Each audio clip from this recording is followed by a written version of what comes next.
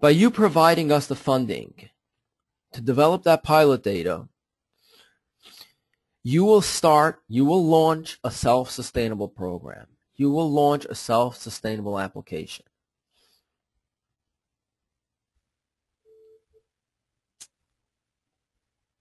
That's one example of a convincing quote.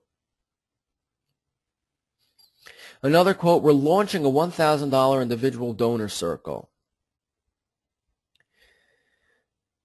with a matching commitment from the Maybelle Clark McDonald Foundation that will dramatically increase our unrestricted donor base, a portion of which will provide ongoing support for this particular program. So here's the deal. We have funders, but those funders are restricted. We have matching commitments. So we have funding. But in order to access that funding, we need to develop a circle of $1,000 donors. By you providing us with $1,000, you're giving us access to the funding that we have.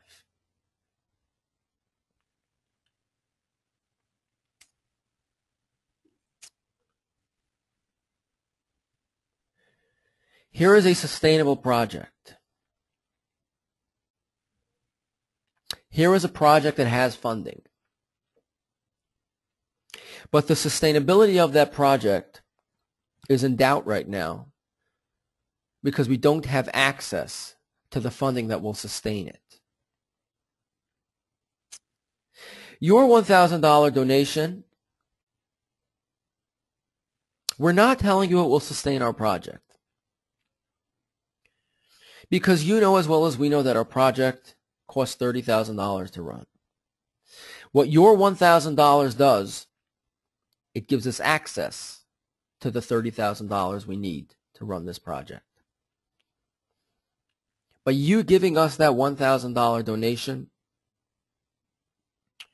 you get our project off the ground. You get our project access to what it needs in order to get up and running.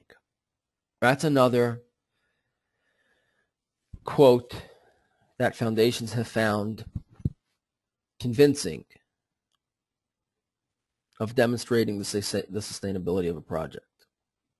Another quote, during the course of the program,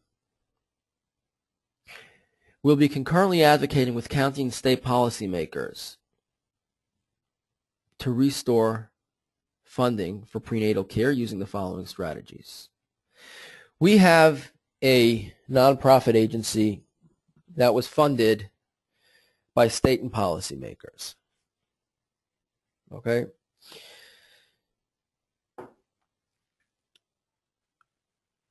Three months ago, our funding was cut.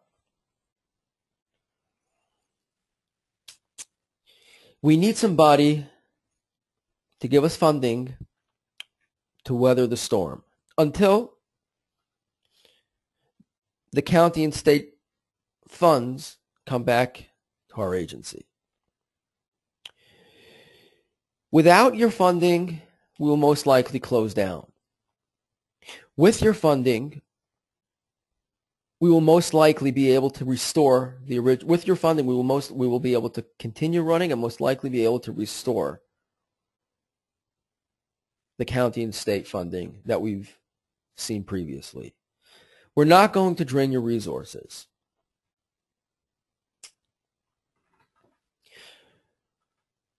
We need a one-time donation to keep the impact that our agency has afloat until the state and the county policymakers come back around and pick up the tab. That was another convincing quote that foundations have found to demonstrate sustainability.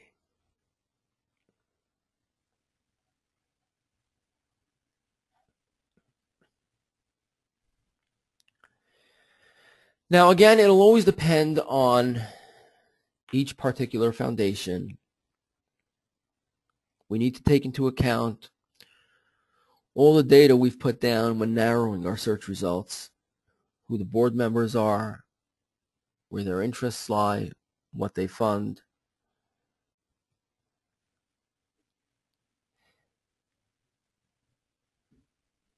But at the end of the day, one of the most crucial parts of the proposal will be the demonstration of sustainability. Let's just briefly take a look at some other common mistakes in proposals. Where's the community? There's no articulation in the proposal of how the community to be served was involved in identifying the needs, the assets, the methods, and implementation. For example,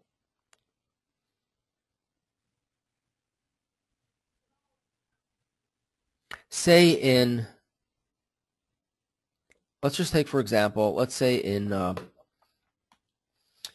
Eugene, Oregon, there's a terrible gang problem.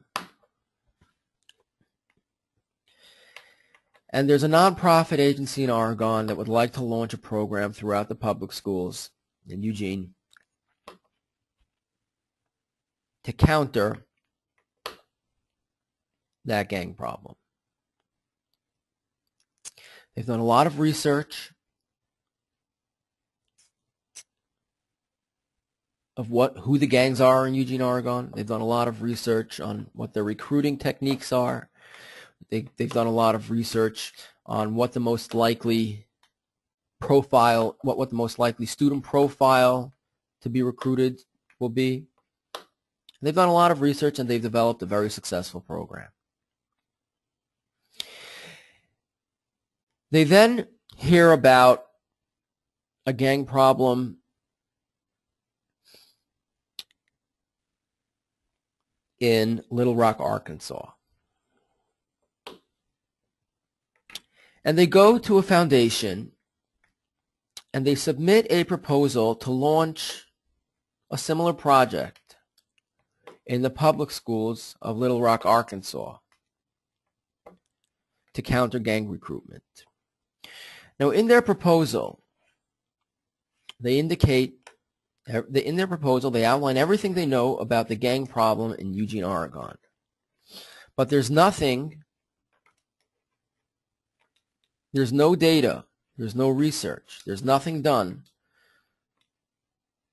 and there's nothing in the proposal about the specifics of the gang problem in Little Rock, Arkansas. So where's the community?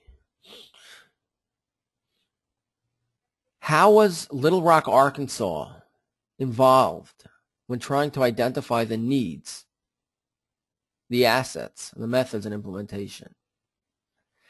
You see, we know that Eugene, Oregon had a gang problem, and in order to fund it, we need $45,000 a year.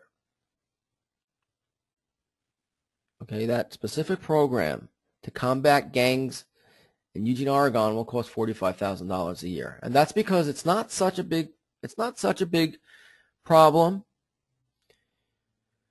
There's limited amount of gang activity in the schools there. And we can completely obliterate it with a $45,000 program. But what we don't know is that Little Rock, Arkansas has that program on a magnitude of 100 times the size of Eugene, Oregon. There are 20 gangs actively recruiting throughout the public school system in Little Rock, Arkansas.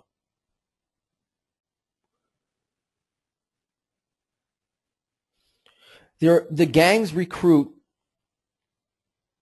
in comparison to Eugene, Oregon, the gangs recruit 10 members in Little Rock, Arkansas for every one member that's recruited in Eugene, Oregon. So we submit a proposal saying we need $45,000 to run a program in Little Rock, Arkansas. That program is pointless. Although it's been proven to be effective in Eugene, Oregon, it'll never get off the ground in Little Rock, Arkansas. We need to provide data on the specific community or project in that community. We need to provide data of that community when submitting a grant, when submitting a proposal. Budget issues, asking for unrealistic amounts. We need to research the typical giving ranges. At times, asking a funder to fund the entirety of a program, the salaries, the benefits, the item costs, can be well outside of market rates.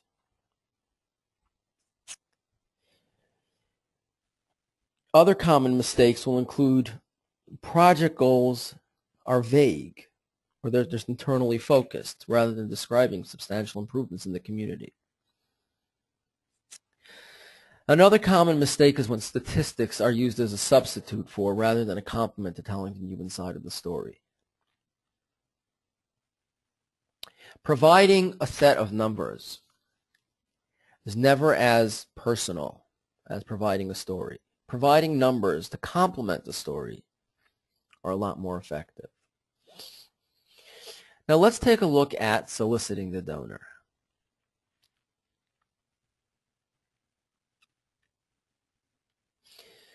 First, step one is always to call the staff at private foundations and trusts. That's what the staff are there for. But step one, always do the homework. Step two, hone the pitch. Step three, have specific questions.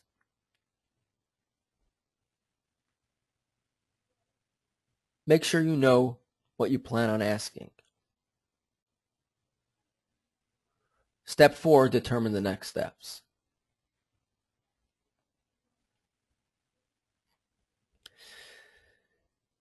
Best would be to schedule a phone call by email. Best would be to speak to the program officer or lead contact person. Work from notes. Describe the program in a few sentences. Always sell the program softly. Don't overstate or ever emphasize the need. They know what they feel is needed. Show that you've done the homework about the foundation and the contact before we actually contacted them. We need to take notes and listen carefully to their phrasing of the issue. And we need to make sure we follow up exactly as instructed.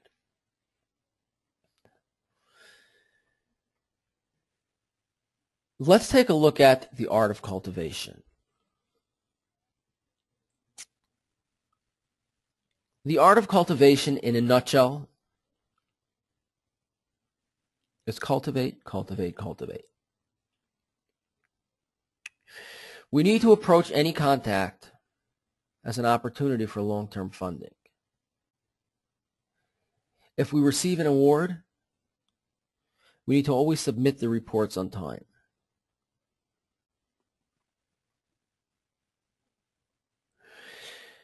We need to remember that us and our funders are partners working together to improve community health.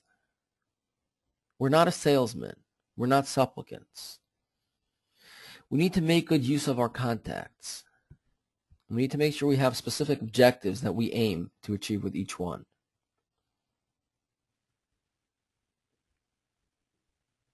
We need to ask questions to guide the development of our proposals, and we need to make sure we use those answers.